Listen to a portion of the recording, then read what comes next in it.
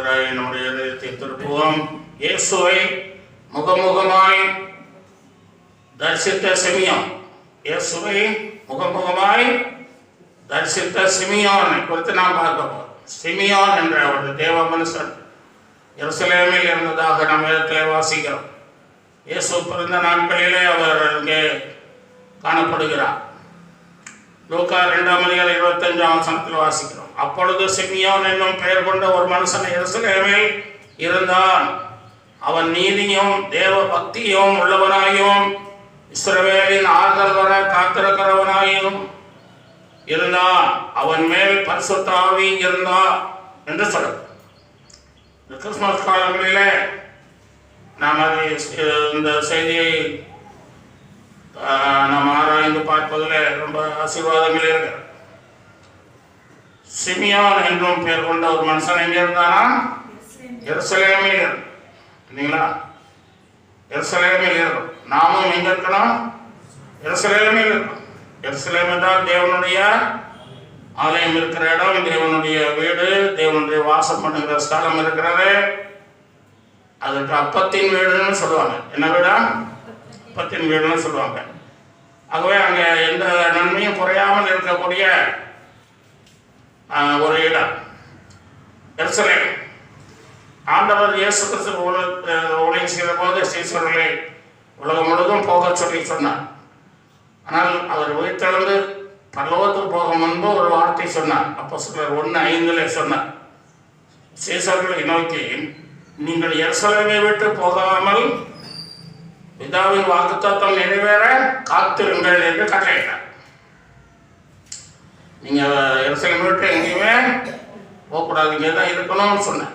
10 நாட்கள் காத்திருந்தாங்க. எத்தனை நாள் பாருங்க, ஆண்டோடைய வார்த்தைக்கு எவ்வளோ கீழ்படுகிறாங்க பாருங்க.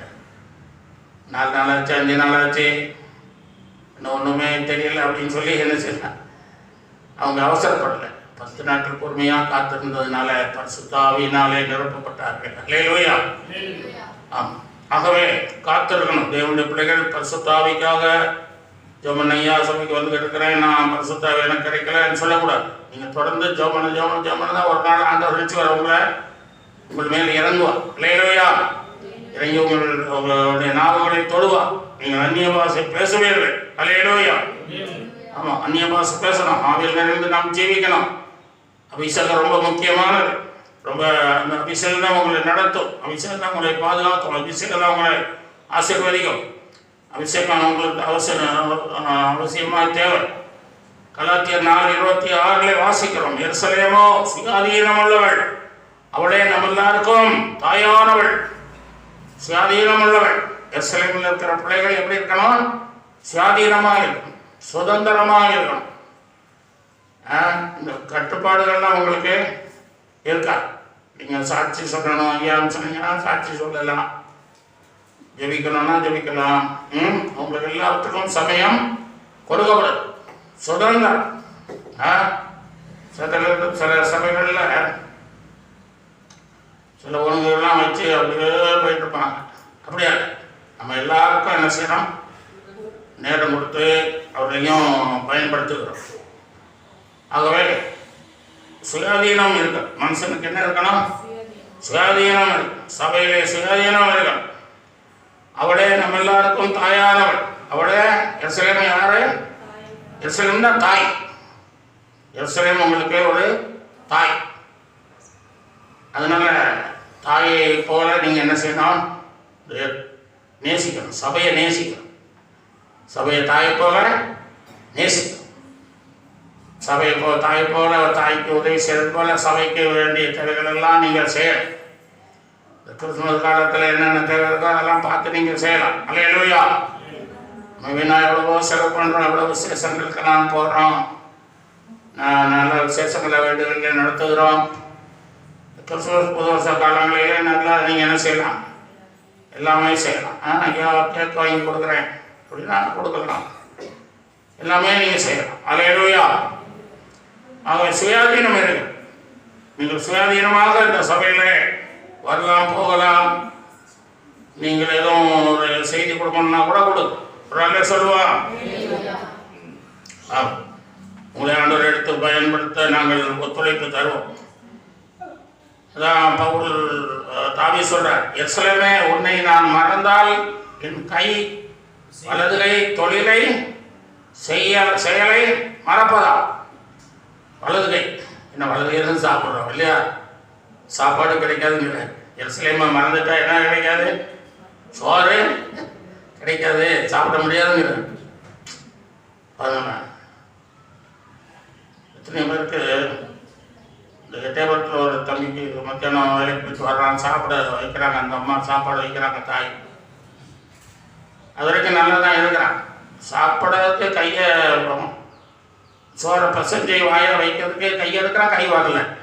கையை பாருங்களேன், இப்போ அந்த கையை எடுத்து வாயில் வைக்கிறதுக்கும் அந்த கிருபை தேவன் தான் கொடுக்குறார். அல்லேலூயா, தேவன் தான் அந்த கிருபை கொடுக்குறாரு உங்களுக்கு. அப்போ நீங்கள் என்ன செய்யணும், எருசலேமை மறந்து விடக்கூடாது. அல்லேலூயா, எருசலேமை நீங்கள் தாயினும் மேலாக நேசிக்கணும், உங்கள் குடும்பத்தை விட அதிகமாக நேசிக்கணும், தொழிலை விட, உங்கள் காரியங்களை விட, எல்லாவற்றையும் விட முக்கியமான நாளாக ஞாயிற்றுக்கிழமையை நினைக்கணும். ஒரு எல்லாம் சொல்வோம், வியாழக்கிழமையை நினைக்கணும். வியாழக்கிழமை உபவாச ஜெபம், வெள்ளிக்கிழமை சபையில் நடக்கிற காரியங்களில் நீங்கள் உற்சாகமாக கலந்து கொள்ளணும். வியாழக்கிழமை மலையில் நமக்கு உபவாச ஜெபம். ஏசாயா 65:19 வாசிக்கிறோம், நான் எருசலேமின் மேல் கலிகூர்ந்து என் ஜனத்து மேல் மகிழ்ச்சியாக இருப்பேன் என்று சொல்கிறான். எருசலேம் மேல் என்ன சொல்றான், கலிகூர்ந்து மகிழ்வான். அதிலே வாசம் பண்ணுகிற ஜனங்கள், சபைக்கு வருகிற ஜனங்களை மகிழ்ச்சியாய் நான் நடத்துவேன்னு சொல்லுகிறேன். அல்லேலூயா, குறைவில்லாமல் சந்தோஷமாய் திருப்தியாய் நடத்துவான். ஆலயத்துக்கு வருகிற பிள்ளைகளுக்கு நன்மைகள் குறையா, ஆசீர்வாதம் குறையாது, பலன் குறையாது. ஆலயத்துக்கு நீங்கள் வங்கியோடு வரணும். அன்றைய உங்களுடைய ஆலயத்துக்கு போகிறேன், என்னை ஆசீர்வாதம்னு சொல்லிட்டு வரணும். அல்லேலூயா. ஆம், ஏதோ கடமைக்காக போயிட்டு வந்துடுவோம், சீக்கிரம் பஸ் முடிச்சுவாரு, ஓடி வந்து மற்ற வேலைகள் செய்வோம், அப்படியா இல்லை. அந்த சுமத்திர பொறுமையாக காத்து இருக்கணும். அல்லேலூயா, வசனங்களை செய்தியை கவனிக்கணும். அதெல்லாம் கர்த்தர் உங்களை ஆசீர்வதிக்க முடியும். லூக்கா 10:30 வாசிக்கிறோம், எருசலேமை விட்டு ஒரு மனிதன் எங்கே போனான், எரிகோ போனான். போகிற வழியில் என்ன செய்தானா, கள்ளர் கையிலே அகப்பட்டு அவனை குற்றூராய் போட்டுவிட்டு போய்விட்டார்கள் என்று வாசிக்கிறோம். எருசலேமை விட்டு போனால் கள்ளன் என்றால் பிசாசு. பிசாசு கையிலே நீங்கள் மாட்டிக்கொள்வீர்கள். அதனால ஆராதனைக்கு வராமல் நீங்கள் போகக்கூடாது. அல்லேலூயா, ஆராதனையை நீங்கள் முக்கியப்படுத்தணும். 1 ராஜாக்கள் 2:36 வாசிக்கிறோம், சீமேயி என்ற ஒரு மனிதன் தாவீது யுத்தத்துக்கு போயிட்டு வரும்பொழுது அவன் மேலே கல்லை எறிந்து மண்ணெல்லாம் அள்ளி போட்டு பேரியாளின் மனுஷனை தொலைந்து போடா அப்படிங்கிறான். அவன் தாவீது ரொம்ப பொறுமையானவர். அப்போ சவுலுடைய ஆட்சி நடக்குது, சவுலுடைய ஆள் தான் சீமேயி. அதனால அவன் தைரியமாக பேசுகிறான். அப்புறம் சவுல் மரித்து போனான். தாவீது ஆட்சிக்கு வந்து 40 வருஷம் ஆட்சி செய்தார்.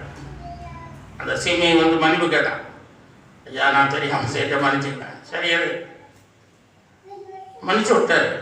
பாருங்களேன், 40 வருஷம். எத்தனை வருஷம்? 40 வருஷம் தாவீது ஆட்சியில் அவன் நல்லா தான் இருந்தான். அவனுக்கு இவர் பதிலுக்கு பதில் செய்யவே இல்லை.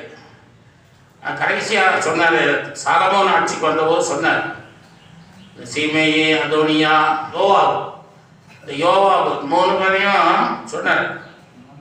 அவன் அந்த யோவாபு வந்து தாவீதுக்கு தெரியாமல் யோவாப் அப்சலோம் பட்சம் சாய்ந்தான், அதோனியாவின் பட்சம் சாய்ந்திருந்தான் என்று வாசிக்கிறான். அது மாத்திரமல்ல, அந்த யோவாப் வந்து தாவீதுக்கு தெரியாமல் ஒரு மனிதன் அந்த ஆசகர் அவன் கொல்லுவான். சிலரை தாவீது தெரியாமல், தாவீதுக்கு ரொம்ப வேண்டியவங்க இவங்க, தெரியாமல் அவன் தாவீது ராஜா தெரியாமலே சில காரியங்களை துணிஞ்சு செய்வான். அதனால தான் யோவாபையும் மேலே நீ ரொம்ப கவனமாக இருப்பா. அவன் நீ வச்சிருந்தீங்கன்னா அவன் ஆட்சிக்கு என்ன செய்யும், கேடு வரும். அதோனியா தாவீதுக்கு வயதான காலத்தில் ஒரு பெண்ணை ஆயத்தம் பண்ணி கொண்டு வந்தாங்க. அவனை என்ன செய்தான், இவன் வந்து தாவீது மகன் தான் அதோனியா. தகப்பன் கணவன் வைத்திருந்த பெண்ணை கேட்குறான். அது ஒரு தவறான காரியம் என்று அவனுக்கும் ஒரு செழிப்பு. அப்புறம் சீமை இவங்க இருந்தாங்கன்னா உனக்கு என்ன வேணும்? ஆட்சியில் சில கஷ்டங்கள் வரும்பா, நீ நல்ல முறையில் ஆட்சி செய்யணும், நீ சந்தோஷமாக இருக்கணும், இளைப்பாறுதலாக இருக்கணும். சாலமோன் என்றால் சமாதானமாக ஆட்சி செய்வதற்கு இவர்கள் தடையாக இருப்பார்கள், எனவே நீ கௌரவமாக இரு என்று சொல்லிட்டு போனான். அப்படியே சாலமோன் நல்ல மனுஷன். அந்த சீமையை கூப்பிட்டு, எப்பா நீ எருசலேமிலே இரு, எங்கள் அப்பாவுக்கு செய்த தீமைகள் எல்லாம் நான் அறிந்திருக்கிறேன், ஆனால் நீ எங்கே போகக்கூடாது, எருசலேமை விட்டு வெளியே போகக்கூடாது. இந்த எருசலேமில் ஒரு வீடு கட்டி அதில் இருந்து சந்தோஷமாயிரு, எருசலேமை விட்டு வெளியே போனீங்கன்னா செத்துருவா அப்படின்னு சொன்னான். டைம் கொடுத்தான் அவன். ஆனால் இவன் என்ன செஞ்ச ஒரு நாள் அவனுடைய வேலைக்காரர்கள் காணாமல் போயிட்டாங்கன்னு சொல்லிட்டு அந்த கீதரவன் ஆற்றை கடந்து வெளியே போயிடுவான். அதுதான் எல்லை. அந்த எல்லையை கடந்து போகும்போது அவனை கேள்விப்பட்டு அவனை கொன்றுவான். எனவே எருசலேமை விட்டு போனால் மரணம் வருது. தேவனுடைய சபையை விட்டு நம்ம போனோம்னா என்ன கிடைக்குது? அழிவு வருகிறது. எனவே நாம் ஜாக்கிரதையாக இருப்போம். ரெண்டாவது, சிமியோன் எருசலேமில் இருந்தான் என்று பார்த்தோம். நாமும் எருசலேமில் இருப்போம். அப்போதான் இயேசுவை முகமுகமாய் நாம் தரிசிக்க முடியும். ரெண்டாவது, அவன் நீதி உள்ளவன். 2 சாமுவேல் 22:21 கர்த்தர் தாவீது கர்த்தர் என் நீதிக்கு தக்கதாக பதில் அளித்தார் என்று சொல்கிறார். நீதிக்கு தக்கதாகத்தான் தேவன் நமக்கு என்ன கொடுப்பார்? பதில் கொடுப்பார். நமக்கு ஆசீர்வாதத்தை கொடுப்பார். நம்முடைய வாழ்க்கையில் அற்புதங்களை செய்வார். எபிரேயர் 1:9 வாசிக்கிறோம், நீ நீதியை விரும்பி அக்கிரமத்தை வெறுக்கிறீர் என்று வாசிக்கிறோம். நீதியை விரும்புகிறவன் அக்கிரமத்தை வெறுக்கிறவன், அதுவே அக்கிரமங்கள் செய்யலாம். நீதிமொழி 8:21 வாசிக்கிறோம், அவர்களை நீதியின் வழியில் நடத்துகிறேன் என்று சொல்லுகிறார். ஆண்டவர் எந்த வழியில் நடத்துகிறாரு? நீதியின் வழியில் உங்களை நடத்துவார், நல்ல வழியில் நடத்துவார், நேரான வழியில் நடத்துவார், ராஜ பாதையில் நடத்துவார். இந்த வருஷம் முழுவதும் நம்மை நடத்தி வந்திருக்கிறார். புதிய ஆண்டிலும் அந்த நீதியின் பாதையில நம்மை சரியாய் நடத்துவார். அல்லேலூயா. நீதிமொழிகள் 10:2 வாசிக்கிறோம், நீதியோ மரணத்துக்கு தப்பு வைக்கணும். இல்லைங்களா? நீதி தான் உங்களை மரணத்துக்கு தப்பு வைக்கும். வியாதி வேதனையில் கடைசியில் டாக்டர் கைவிட்டாலும் கூட நீதி உங்கள்கிட்ட இருந்துச்சுன்னா என்ன ஆயிடும்? மரணத்துக்கு நீங்கள் தப்பி வந்துடலாம். ஆமாம், எத்தனை பேர் டாக்டர்கள் கைவிட்ட வியாதியெல்லாம் அங்கே குணமாக்கி இருக்கிறேன். டாக்டர்கள் ஒரு மனிதன் தானே, அதனால டாக்டர் சொல்கிறத நம்பாதீங்க, கர்த்தர் சொல்கிறத நம்புங்க. இல்லையா? ஆமாம், வாக்கு தத்துவத்தை நம்புங்க. ஆண்டவருடைய வார்த்தைகளிலே வாக்குவாதங்கள் வேண்டாம், வாக்கு தத்தங்கள் வேணும். ஒரு சொல்லுவோம், வாக்குவாதம் மட்டுமல்ல, வாக்கு தத்தங்கள் வேணும். நீதிமொழிகள் 12:28 வாசிக்கிறோம், நீதியின் பாதையில் ஜீவன் உண்டு, அந்த பாதையில் மரணம் இல்லை. இல்லைங்களா? நீதிக்கு பாருங்க இவ்வளவு ஆசீர்வாதங்கள். நீதி உன்னை பின்னாலே காக்கும் என்று 58 வாசிக்கிறோம். நீதி பின்னாலே நம்மளை காப்பாற்றுமா? என்ன வாசிக்கிறோம்? நீதி பின்னாலேயே வருமா, நம்ம பின்னாலேயே நம்மளை காப்பாற்றுமா? சரிங்களா? நீதி நமக்கு வேணும். அடுத்தது நம்ம பார்க்குறோம், மூணாவதாக அவன் தேவ பக்தி உள்ளவனாக இருந்தான். தீத்து 2:12-13 வாசிக்கிறோம், நாம் அவபக்தியையும் லௌகிக இச்சைகளையும் வெறுத்து தெளிந்த புத்தியும் தேவ பக்தி உள்ளவர்களுமாக இவ்வுலகத்திலே ஜீவனம் பண்ணி அவரின் வருகைக்கு நாம் காத்திருக்கிறோம் என்று அதில் வாசிக்கிறோம். அந்த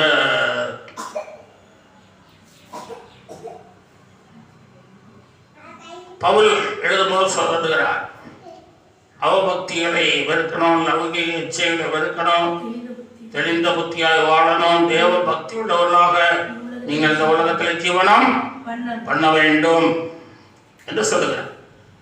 அப்போதான் நீங்கள் அவருடைய வருகையில் நீங்கள் போக முடியும் என்று சொல்லுகிறார். ஆகவே தேவ பக்தி உள்ளவர்களை தமக்கென்று கர்த்தர் தெரிந்து கொள்ளுகிறார். 1 வாசிக்கிறோம், போதுமென்ற மனதுடனே கூடிய தேவ பக்தியை மிகுந்த ஆதாயம், மிகுந்த ஆதாயம். பொண்ணை விட, வெளியை விட, ரத்தனங்களை விட, முத்துக்களை விட, உலகத்தை விட பெரியது தேவ பக்தி. அல்லேலூயா. போதுமென்ற மனம், போதுமென்ற மனம், போதுமென்ற மனம் இருந்தால் உங்களுக்கு நல்ல ராத்திரியில் தூக்கம் வரும். அல்லேலூயா. இன்னும் வேணுமே, இன்னும் வேணுமே, இன்னும் இதுலேன்னு சொல்லி கலங்குனீங்கன்னா தூக்கம் வராது. பேதோட யாக்கோபை கொண்டு விட்டாங்க, 20 கொலை செய்துட்டான்.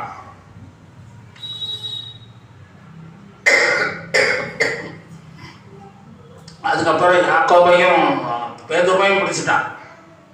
பேதுருவை பிடிச்சி மறுநாள் கொலை செய்யறதுக்காக ஜெயிலில் வச்சிருக்கிறான். அது பேதுருவுக்கு நல்லா தெரியும் நாளைக்கு நம்மளை கொண்டுருவாங்கன்னு சொல்லி.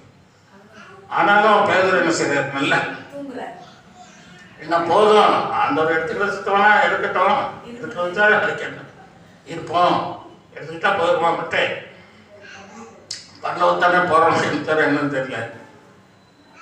அவருக்கு பூமியில் இயேசுவோடு கூடவே இருந்தார். ஏன்னா எல்லா இடத்துக்கும் இயேசு வேற கூட்டிகிட்டே போவார். அதனால இப்போ கொஞ்சம் பிரிஞ்சிருக்கிறதுனால இயேசுவோடு இருக்கணும்னு நினைச்சிருக்கலாம் அவர். அப்போ தூங்கிட்டார். அவர் நல்லா தூங்கின போது தேவ தூக்கம் தட்டி எழுப்புகிறான். இயேசுவும் பாருங்க, படகு காற்றடிக்குது, கடல் நல்லா எழும்போது அதிலே தூங்குறாரு. என்ன செய்யறாரு, ஆனால் இப்படியே கொண்டாங்க மண்டக அது உருளுது. அதனால அவர் தூங்கிட்டு இருக்காரு. சரிங்களா? யோனா என்ன பண்ணுறாரு, கப்பலில் வழிமாறி தான் போகிறாரு. அதுவும் பெருங்க ஆட்டு அடித்து என்ன செய்யுது, கப்பல் கடலை போகிறது, அவர் தூங்குறாரு. எலியா என்ன பண்ணுறாரு, எத்தனை கொலை செய்யறாரு தேடிட்டு இருக்கிறார். இவர் சூழச்செடி கடையில் பார்த்து தூங்குறாரு. என்ன காரணம் என்றால் போதும் என்ற ஒரு மனம் இருந்ததுனால அவங்களுக்கெல்லாம் நல்ல நிம்மதியாக இந்த உலகத்தில் இழைப்பாருனாங்க. அல்லேலூயா. இப்படிப்பட்ட ஒரு இழைப்பாரு நமக்கு தேவை. அந்த ஒரு வேட்டப்பம் ஒரு நல்ல மனம், போதுமென்ற மனம் நமக்கு வேணும்.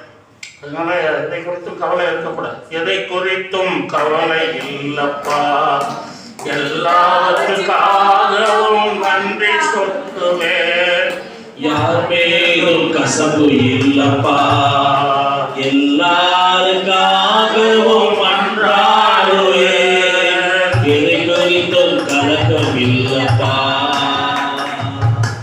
எல்லாருக்காகவும் அன்றாடுவேன், யார் மேலும் கசப்பு இல்லப்பா,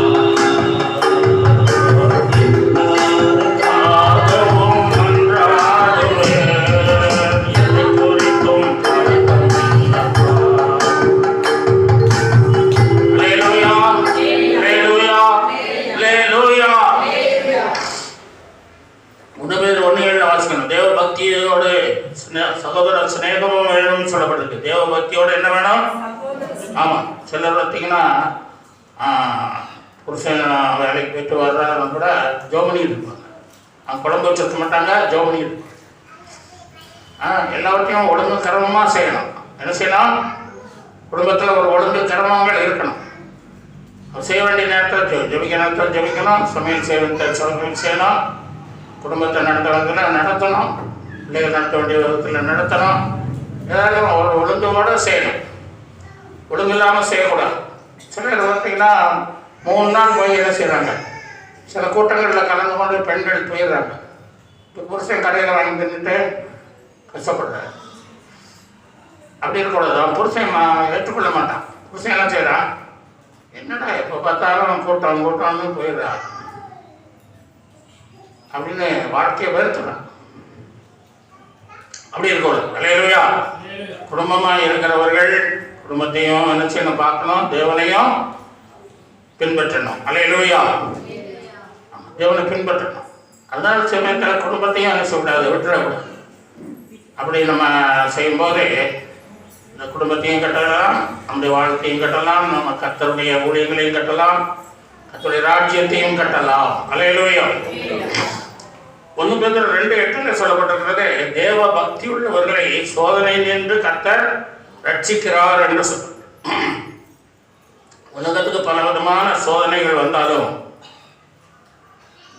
ஆண்டவர் அதிலிருந்து உங்களை என்ன செய்றார், காக்கிறார், ரட்சிக்கிறார், விடுவிக்கிறார், பாதுகாக்கிறார். ஆகவே தேவ பக்தி இருக்கணும். இரவும் பகலும் என்ன பக்தி இருக்கணும்? தேவ பக்தி இருக்கணும். உள்ளத்தில் ஆழத்தில் பக்தி இருக்கணும். அது எப்போதும் உங்களுக்கு இருக்கணும். அப்பதான் எந்த சூழ்நிலையும் உங்களுக்கு ஆண்டவர் காப்பாற்ற முடியும். அல்லேலூயா. அவன் காப்பாற்றுவார். அல்லேலூயா. ஆமா, பரிசுத்தவான்கள்லாம் பார்க்குறோம். தாவீதை பார்க்குறோம். அவன் தேவபக்தி உள்ளவனாக இருக்கிறான். இரவு பகலும் துதிக்கிறதும் பாடுறதும் ஜெபிக்கிறதும் அவனுடைய வேலை. அதனால அவனுக்கு வந்த உபத்திரவங்கள் எல்லாவற்றிலிருந்து அவனை சிலர் விடுவித்தான். விடுவித்து ரட்சித்து நம்மை நடத்த கர்த்தர் வல்லவராக இருக்கிறார். 4ஆவதாக சிமியோன் என்ன செய்கிறவனாக இருந்தால், இஸ்ரவேலின் ஆறுதல் வர காத்திருந்தான். இஸ்ரவேலுக்கு ஒரு ஆறுதல் வேண்டும் என்று காத்திருந்தான். ஏனென்றால் ஏரோது ஆட்சி செய்த அந்த காலங்களில இஸ்ரவேல் ஜனங்கள் மிகுந்த கஷ்டப்பட்டார்கள், மிகுந்த ஒடுக்கப்பட்டார், மிகவும் இந்தியாய் நெருக்கப்பட்டார்கள். அவர்களை அடிமையாய் நடத்தினார்கள். ஆகவே அந்த ஜனங்கள் ஒரு மீட்பை எதிர்பார்த்தார், ஒரு ஆறுதலை எதிர்பார்த்தார். நம்ம மீட்க மேசியா எப்போது வருவார்? நம்முடைய கண்ணீர் என்னைக்கு மாறும்? கவலைகள் மாறும்? சாபங்கள் எப்போ நீங்கும்? நம்ம பாவங்கள் எப்போது நீங்கும்? நம்முடைய துன்பம் எப்போது நீங்கும்? நம்ம எப்போது சமாதானத்தோடு வாழ முடியும்? சுயாதீனமாக எப்பொழுது நம்ம வாழ்வதே என்கிற ஒரு கேள்வியோடு அந்த ஜனங்கள் காணப்பட்டார். அந்த சூழ்நிலையிலே தான் இயேசு பிறந்தார். அல்லேலூயா. இயேசு பிறந்த போது ஒரு மிகுந்த ஆறுதலை கொடுக்கிறவராக இருந்தார். ஏரோது ஜனங்களை உபத்திரப்படுத்தி கொண்டிருந்த அந்த காலங்களிலே மேசியாவை எதிர்பார்த்தார்கள். லூக்கா 2:38 வாசிக்கும் போது, மீட்புண்டாக காத்திருந்த யாவருக்கும் அவரை குறித்து அன்னாள் பேசினாள் என்று வாசிக்கிறோம். அன்னாள் இயேசு கிறிஸ்துவை அந்த 8ஆம் நாளிலே அந்த யூத முறைமையின்படி பலி செலுத்தணும். ஏழைகளாக இருந்தால் புறா குஞ்சுகளை பலி செலுத்தணும். இன்னும் கொஞ்சம் வசதி உள்ளவர்கள் இருந்தால் பெரிய புறாக்களை பலி செலுத்தணும். இன்னும் கொஞ்சம் வசதி இருந்தால் ஆடுகளை பலி செலுத்தலாம். இன்னும் கொஞ்சம் வசதி இருந்தால் மாடுகளை பலி செலுத்தலாம். அப்படியே அவங்கவுங்க தகுதியை தக்க செய்யலாம். அப்படி இருக்கும்போது இவங்க புறாக்குஞ்சுகளுக்கு தான் அவங்க போயிருப்பாங்கன்னு நினைக்கிறேன். அதை பலி செலுத்தி அந்த சுத்திகரிப்பெல்லாம் பண்ணி அவங்க இயேசுன்னு பேர் வச்சாங்க 8ஆம் நாளில். அதுக்கு ஆலயத்துக்கு கொண்டு போயிருக்காங்க. கொண்டு போயிருக்கும்போது சிமியோன் வந்துட்டார். சிமியோன் வந்து என்ன செய்கிறாரு? குழந்தைய கையில் எடுத்துக்கொண்டார். கையில் எடுத்து அதை ஸ்தோத்திரம் பண்ணி ஆசீர்வதிக்கிறார். அந்த நேரம் அண்ணாள் அம்மாவும் அங்கே தான் இருக்காங்க. அண்ணாள்னு ஒரு சகோதரி, ஒரு விதவை 85 வயதுலையும் அவங்க ஜெபம் இருக்கிறாங்க இடைவிடாமல். உபவாசம் வந்து ஜெபம் பண்ணுறாங்க. அந்த தாயும் அங்கே இருந்ததுனால அவங்களும் எந்திரிச்சு வந்து என்ன செய்கிறாங்க? குழந்தைய கையில் எடுத்து அந்த காத்திருந்த ஜனங்கள், அந்த ஆலயத்தில் நிறைய ஜனங்கள் மீட்புக்காக காத்திருந்தாங்களாம். மீட்புக்காக காத்திருந்தார்கள். ஒரு விடுதலைக்காக, ஒரு வெற்றி கிடைக்க, ஒரு ஜெயம் கிடைக்க, ஒரு அடிமைத்தனங்கள் மாற, கஷ்டங்கள் கவலைகள் கண்ணீர்கள் மாற காத்திருந்தார்கள். நீங்கள் ஆலயத்தில் காத்திருக்கிறாங்க. பல நாள் வந்து காத்திருப்பாங்க. பகல்லாம் காத்திருப்பாங்கன்னு நினைக்கிறேன். அது எத்தனை நாட்கள் காத்திருந்தார்களோ தெரியல. ஆனால் இயேசு கிறிஸ்து வந்தபோது அந்த அன்னாளும் சிமியோன் என்ன செய்தாங்க? சேர்ந்து ஊழியம் செய்தாங்க. என்ன செய்தாங்க? அவங்களுக்கு இயேசுவை அறிவித்தாங்க. அவங்க உங்களுக்கு மீட்பு கொடுக்கறதுக்கு மேசியா வந்திருக்கிறா, இயேசு வந்திருக்கிறா. இந்த குழந்தையாகிய இயேசு தான் உங்களுக்கு மீட்பை கொடுக்கிறதுக்காக இந்த உலகத்துக்கு தேவனால் அனுப்பப்பட்டிருக்கிறார். இவர் வளர்ந்து ஊழியம் செய்து சிலுவையிலே மரித்து உங்களுக்கு என்ன செய்வார்? மீட்பை அவருடைய ரத்தத்தினாலே கொடுப்பார். அவருடைய ரத்தத்தினாலே உங்களுக்கு விடுதலை கிடைக்கும், ஒரு ஆறுதல் கிடைக்கும். இவர் ஊழியம் செய்கிற காலங்களிலே நீங்கள் ஆறுதல் பெற்றுக்கொள்வீர்கள் என்று சொல்லி அவர்களுக்கு என்ன செய்தார்? இயேசுவை அறிமுகப்படுத்தினார்கள். அல்லேலூயா. அந்த எல்லாருக்கும் சொன்னாங்க, இவர் தான் இயேசு. இல்லைங்களா? அவர் பிறந்திருக்கும் போதே அவர் மீட்கிறவர் என்பதை அவர்களுக்கு அறிவித்து, அப்படியே இயேசு கிறிஸ்து அந்த நாட்களிலே அன்னாள், சிமியோன் இவர்களெல்லாம் எதிர்பார்த்த ஆறுதலை கொடுத்தார். ஆறுதலை அவர்களுக்கும் கொடுத்தார், வந்திருக்கிறவர்களுக்கும் கொடுத்தார். அவர் வாழ்ந்த காலங்களிலே அநேக மக்கள் ஆறுதல் பெற்றுக்கொண்டார்கள். அல்லேலூயா. காத்திருந்தவர்கள் ஆறுதல் பெற்றுக்கொண்டார்கள். இப்போ நீங்கள் ஆண்டவர் சொன்னதை காத்திருந்தோம். எந்த ஒரு காரியமானாலும் எந்த பிரச்சனை ஆனாலும் காத்திருந்து ஜெபிகள். ஜெபிக்க ஜெபிக்க ஜெபிக்க உங்களுக்கு என்ன கிடைக்கும்? விடுதலை கிடைக்கும், உங்களுக்கு ஆறுதல் கிடைக்கும், உங்களுக்கு ஆண்டவருடைய ஆசீர்வாதங்கள் கிடைக்கும். பொறுமையோடு காத்திருக்கணும். ஏற்ற வேளையில் எல்லாவற்றையும் நிறைவேற்றி தருவார். அல்லேலூயா. ஆமாம், எத்தனையோ வாக்குத்தத்தங்களை ஆண்டவர் உங்களுக்கு கொடுத்தார், நிறைவேற்றி கொடுத்துருக்கிறார் இல்லையா? வாக்குத்தத்தங்கள் நிறைவேற்றலைன்னு சொல்றவங்க ஒரு இல்லையா சொல்லுங்க. வாக்குத்தத்தங்கள் நிறைவேறலைன்னா நிறைவேற்றி இருக்கிறார் என்று சொல்லுகிறார் இல்லையா சொல்லுங்க. வாக்குத்தத்தங்களை நிறைவேற்றுகிறார். அல்லேலூயா. அதனால் ஆண்டவர் வாக்குத்தத்தங்களை நிறைவேற்றுவார்.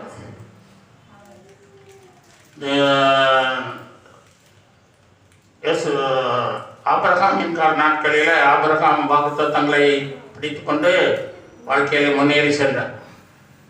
இந்த லோத்து இடையில ஆபிரகாமோடு சேர்ந்து கொண்டான். ஆபிரகாமின் குடும்பத்து அமைப்பர்கள் எல்லாம் வாக்குவாதம் பண்ணுகிறவர்கள் என்ன செய்கிறாங்க? வாக்குவாதம். ஆபிரகாம் சொன்னார், எப்பா நீ வாக்குவாதம் பண்ணிக்கிட்டு இருக்கிறீங்க, எனக்கு வாக்குவாதம் வேண்டாம், எனக்கு வாக்குத்தத்தம் இருக்கு, நான் வாக்குத்தத்தத்தை என்ன செய்கிறேன்? நம்பி வாழ்கிறவன். நீ வாக்குவாதத்தை நம்பி வாழ்கிறவன், உனக்கு எனக்கு சேர்ந்து போக முடியாது, நீ அந்த பக்கமாக தான் நான் இந்த பக்கம் போகிறேன்னு சொல்லி பாருங்க. அவன் இந்த சோதமும் போனான். சோதம் மோசமான இடம், பொல்லாதவர்கள் இருக்கிற இடம் அப்படின்னு தெரியல. பார்க்க அழகாக இருக்கு, நல்லா தான் இருக்கு, கொஞ்ச நாளைக்கு நல்லா தான் இருக்கும். அப்புறம் என்ன இருக்கும்? கொஞ்ச நாள் கழிச்சு பெரிய ஆபத்துகள் வருகிறது. எதையுமே நீங்கள் நல்லா தான் இருக்கு இப்படி போயிடும் அப்படின்னா சுயமாக போயிடாதீங்க. வாக்குத்தத்தங்களை நம்பி வாழுங்க. அல்லேலூயா. வாக்குவாதங்களை நம்பி வாழாதீர்கள். அல்லேலூயா. ஆமாம், வாக்குவாதங்கள் தோற்று போகும், சண்டைகள் பிரச்சனைகள் எல்லாம் தோற்று போகும். வாக்குத்தத்தம் என்று உங்கள் வாழ்க்கையில் நிலைத்திருக்கும். அல்லேலூயா. நம்ம இதிலே கடந்து செல்வோம். ஐந்தாவதாக லூக்கா 2:26 வாசிக்கிறோம். பரிசுத்த ஆவியானவரால் சிமியோன் நடத்தப்பட்டார் என்று வாசிக்கிறோம். அவன் மேல் பரிசுத்த ஆவி இருந்தார். அவன் மேல் பரிசுத்த ஆவி இருந்தார். புரியல? பரிசுத்த ஆவியானவர் நடத்தினார் கூட இல்லை, இருந்தார்னு புரியல. ரொம்ப நல்லா இருக்கு அந்த வார்த்தை. இருந்தார். அவன் மேல் பரிசுத்த ஆவியானவர் இருந்தார். இந்த சவுல் அபிஷேகம் பெற்றுக்கொண்டான். நான் அவன் கர்த்தருடைய கீழ்ப்படியாமல் நடந்ததுனால ஆவியானவர் அவன் மேலே என்ன செய்கிறாராம்? ஆமாம், ஆவியானவர் போயிடுறாரு, போகவும் வரவுமா இருக்காரு. ஆனால் தாவீதின் மேலே ஆவியானவர் இருந்தார் அப்படின்னு. தாவீதின் மேலே பரிசுத்த ஆவியானவர் இருந்தார், பர்மனெண்ட்டாக இருக்காரு. இல்லை, அப்படி பர்மனெண்ட்டாக தேவன் நமக்கு என்ன செய்யணும்? தேவன் நம்மோட கூட இருக்கணும், ஆவியானவர் இருக்கணும், தேவனுடைய ஆசீர்வாதங்கள் இருக்கணும். அல்லேலூயா. 28ஆம் வசனத்தில் வாசிக்கிறோம்.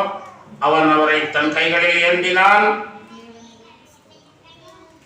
என்று வாசிக்கிறோம். 26 அவன் ஆவியின் ஏறுவதனாலே தேவாலயத்தில் வந்திருந்தான். நீங்கள் ஆவியானவர் தேவரார் வீட்டில் இருக்கிறான், ரிட்டையர் ஆகிட்டான், வீட்டில் இருக்கான். நீ ஆலயத்துக்கு போ, மேசியா வந்திருக்காரு, எதிர்பார்த்த மேசியா வந்திருக்காரு, அவரை பார்த்தவரை தான் உனக்கு மரணம் வரணும்னு சொன்னார்ல, அந்த இயேசு வந்திருக்கிறார், அவரை பார்த்தவரை தான் உனக்கு ஒரு நல்ல மரணம் வரும். ரொம்ப வயதாயிடுச்சு, அதனால அவரை பார்த்தா தான் மரணம் வரணும் பாருங்களேன். அதனால அவன் காத்திருக்கிறான். ஆவியானவர் வழி நடத்துறார். போப்பா ஆலயத்துக்கு போ. அவன் கஷ்டப்பட்டு நடந்து என்ன சொல்லிருக்கான், வந்திருப்பான்னு நினைக்கிறேன். வந்து இயேசுவை என்ன செய்தான்? கைகளில் ஏந்தி கர்த்தரை ஸ்தோத்திரித்தான். இல்லைங்களா? கையில் ஏந்து நம்மளும் இயேசுவை என்ன செய்யணும்? கையில் ஏந்தணும் அப்படின்னா உள்ளத்தில் நம்ம ஏற்றுக்கொண்டோம் என்று அர்த்தம். அல்லேலூயா. ஏற்றுக்கொண்டதுக்கு அர்த்தம். இந்த கிறிஸ்துமஸ் காலத்தில் நாம் ஆண்டவரை என்ன செய்வோம்? ஒவ்வொரு நாளும் ஆண்டவரே கைகளில் வாங்கப்பான்னு சொல்லி அவரை ஏற்றுக்கொள்வான். அவர் நம்மோடு இருந்து நம்மை நடத்துவார். இம்மானுவேல், தேவன் நம்மோடு இருக்கிறார். அல்லேலூயா. அப்படியாக 29 வாசிக்கிறோம். அவனுடைய வார்த்தையின்படி அவன் செய்கிறவனா இருந்தான். அந்த வார்த்தையின்படியே அவன் செய்கிறவன். நம்முடைய வார்த்தையின்படியே அடியனை போகவிடு. வார்த்தையின்படி, தேவனுடைய வார்த்தையின்படியே பாருங்க எப்படி போறானு. நான் நினைச்சேன் ஆண்டவரே, அதனால எல்லாமே நடந்துச்சு, நன்றி அப்படின்னு சொல்ல. நம்முடைய வார்த்தையின்படியே அடியனை சமாதானத்தோடு போக விடுகிறேன். பார்த்தீங்களா? நம்முடைய வார்த்தையின்படியே நடக்கிறவனா இருக்கான். தேவனுடைய வார்த்தையின்படியே ஜீவிக்கிறவனாக இருக்கிறான். பாருங்களேன், எவ்வளவு சிமியம், எவ்வளவு நல்லவனாக இருக்கிறான் பாருங்களேன். அதனால சமாதானத்தை பெற்றுக்கொண்டான். என்ன பெற்றுக்கொண்டான்? சமாதானம். இல்லைங்களா? அப்போ நீங்களும் தேவனுடைய வார்த்தையின்படியே செய்யும்போதே சமாதானம் இருக்கும். அல்லேலூயா. மகிழ்ச்சி இருக்கும், சந்தோஷம் இருக்கும், ஆசீர்வாதம் இருக்கும். அல்லேலூயா.